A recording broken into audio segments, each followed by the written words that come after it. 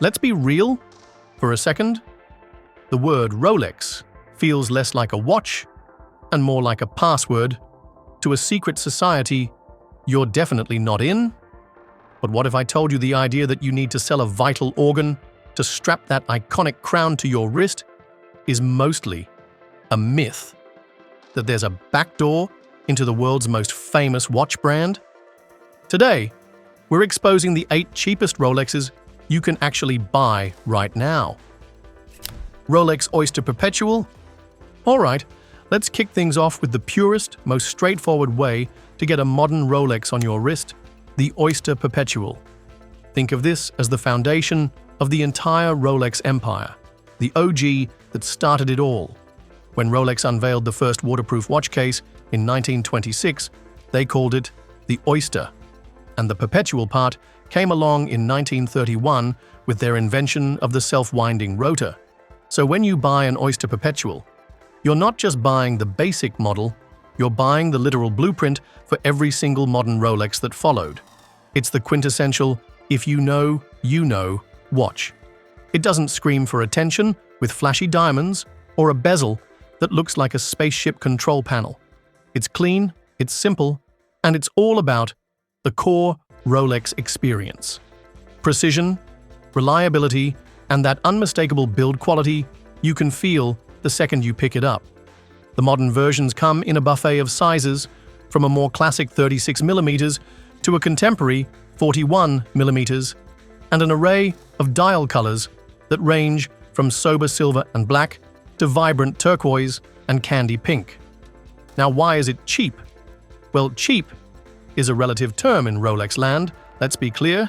You're still talking a starting retail price of around $6,100 for the 36mm. But in the grand scheme of things, that's an absolute bargain. The reason is its simplicity. It's crafted from a solid block of what Rolex calls oyster steel, which is a tough, corrosion-resistant 904L stainless steel. There's no precious metal, no complicated date window with its magnifying Cyclops lens, and no rotating bezel.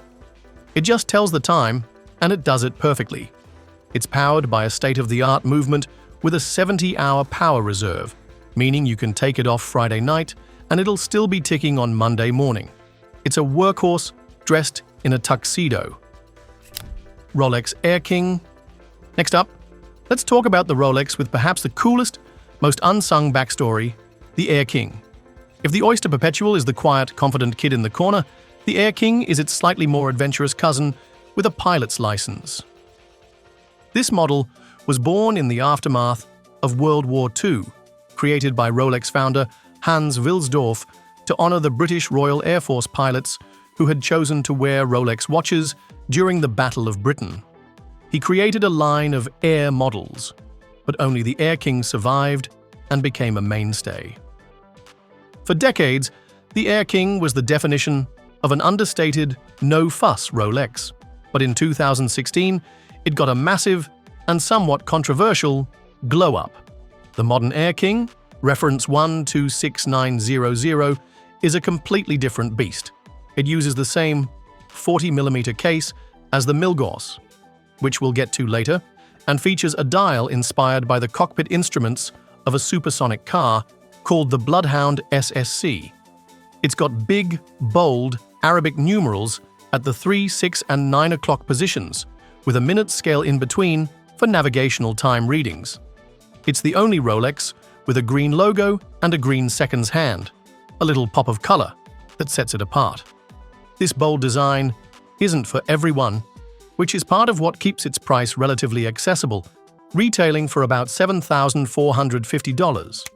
It's powered by the modern caliber 3230, the same movement found in the no-date Submariner and the Oyster Perpetual 41. So, you're getting top-tier mechanics in a that's a little more offbeat. It's the perfect choice for someone who loves the Rolex quality but wants something that doesn't look like every other Rolex on the block.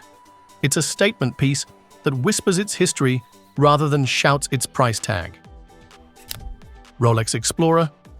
If the Air King was for pilots, the Rolex Explorer was built for those who conquer the Earth's highest peaks. This isn't just marketing fluff, It's the real deal.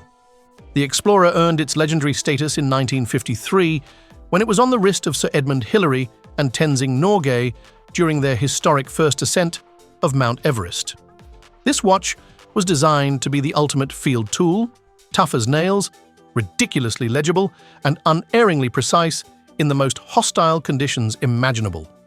The modern Explorer, particularly the reference one 24270, is a beautiful return to its roots. After a brief flirtation with a larger 39mm size, Rolex brought it back down to the classic 36mm, the same size as the original. This is the watch at its purest. The design is iconic for its simplicity. A black dial with oversized 3, 6, and 9 numerals that are filled with Rolex's proprietary Chromalight lume, which glows a cool blue in the dark for an exceptional amount of time. It's designed for one thing: instant legibility, whether you're in a dark cave or a dimly lit bar. Retailing at around $7,250, the Explorer is a fan favorite because it represents the adventurous spirit of the brand. It's built from that same rugged oyster steel, features the twin-lock crown for 100 meters of water resistance, and its oyster bracelet comes with the Easy Link extension system, allowing you to make a quick 5mm adjustment for comfort. It's the perfect one-watch collection for a lot of people. It's tough enough for a mountain and sleek enough to slide under a shirt cuff. It doesn't have the flash of a Submariner or a GMT, but it has a story that none of them can match. Rolex Submariner, no date. You can't have a conversation about Rolex without talking about the Submariner.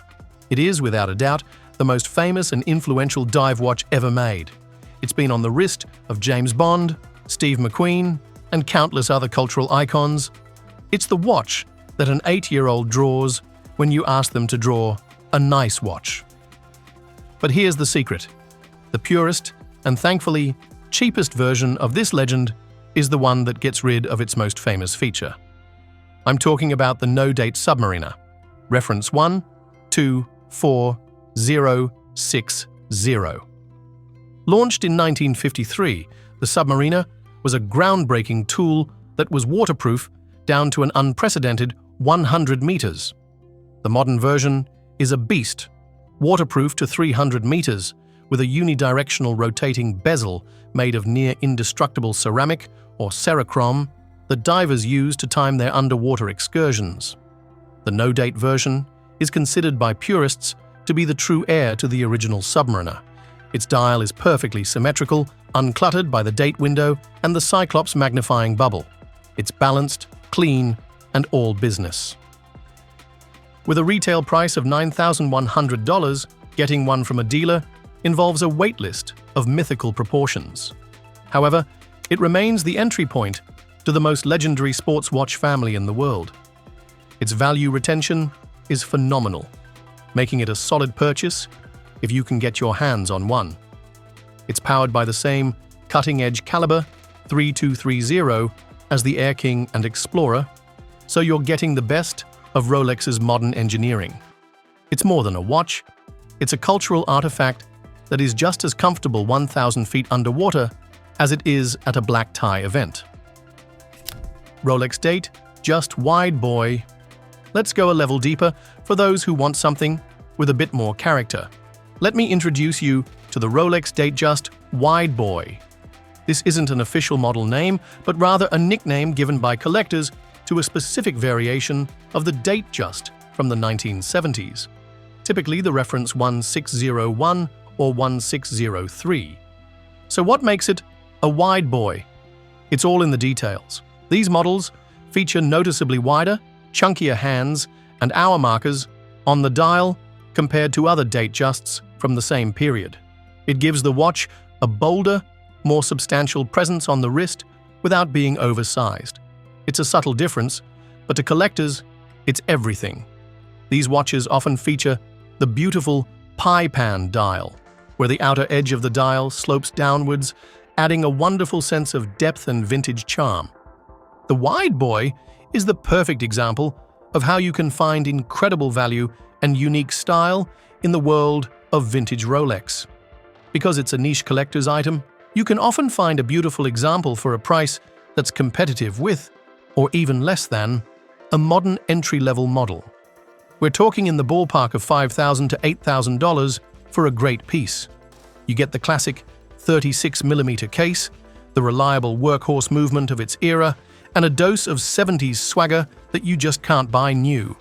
It's the choice for someone who appreciates history and wants a watch with a story to tell. Rolex Milgos. The Rolex Milgos is easily the quirkiest, most wonderfully weird watch in the entire Rolex lineup. Introduced in the 1950s, a golden age of scientific discovery, the Milgos was designed for the engineers and scientists working at places like CERN, the European Organization for Nuclear Research. Their problem was that the powerful magnetic fields in their labs were wreaking havoc on their mechanical watches, rendering them useless. Rolex's solution was the Milgos, named after the Latin mille, 1000, and Gauss, the unit of magnetic flux density. This watch could withstand magnetic fields of up to 1000 Gauss. It achieved this by encasing the entire movement inside a soft iron cage, a Faraday cage, that redirected the harmful magnetic forces. While this feature is now less unique, as many modern watches have anti-magnetic properties, the Milgos retains its nerdy cool heritage. The most recognizable modern version is the reference 116400GV, famous for its unique green-tinted sapphire crystal, something Rolex claims is so difficult to make that they didn't even bother to patent it. This, combined with its Z-blue dial and a lightning bolt-shaped orange seconds hand, a nod to the original models, makes for a watch that is bursting with personality.